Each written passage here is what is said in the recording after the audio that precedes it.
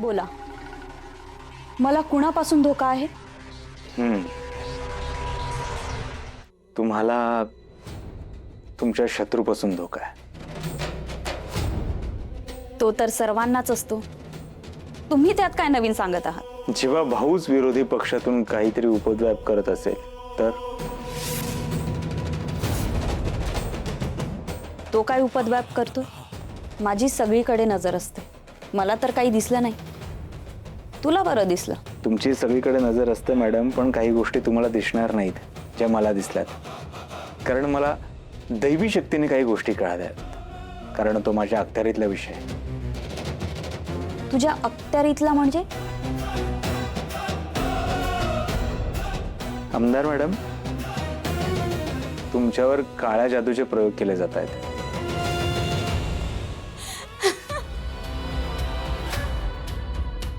काळी जादू?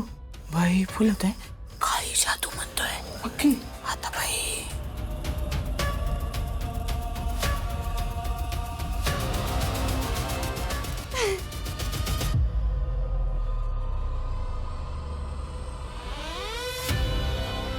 मॅडम त्याला काय झालं आता?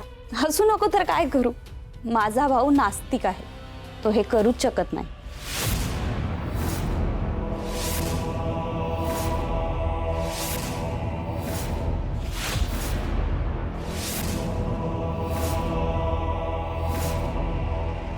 मुद्द्याचं बोलूयात. हो, पण जरा खाजगी. हरकत नाही. बरं चला सगळ्यांनी. हा चला बाहेर, चला चला बाहेर चल.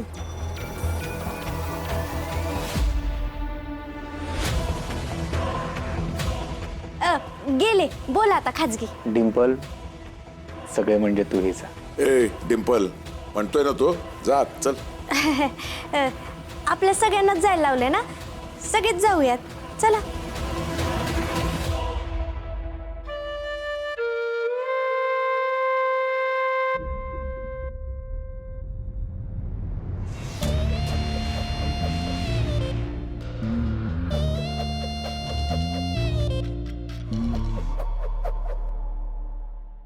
आमदार मॅडम, माझ्या दैवी शक्तीमुळे मला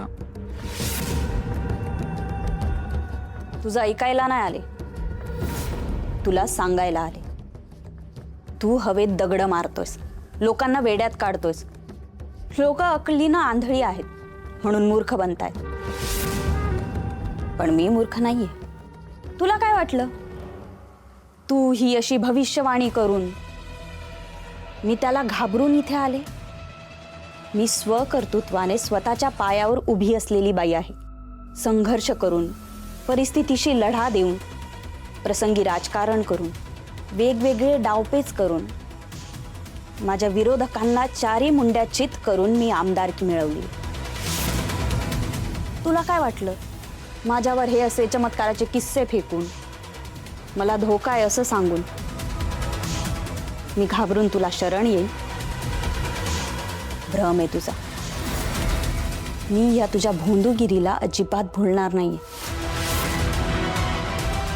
आणि राहिला प्रश्न जमिनीचा. हप्ता दिला असता तर दिली असती जमीन, पण आता नाही. तू त्या जमिनीवर एक वीट देखील रोवून दाखव, मग तुला बघते मी.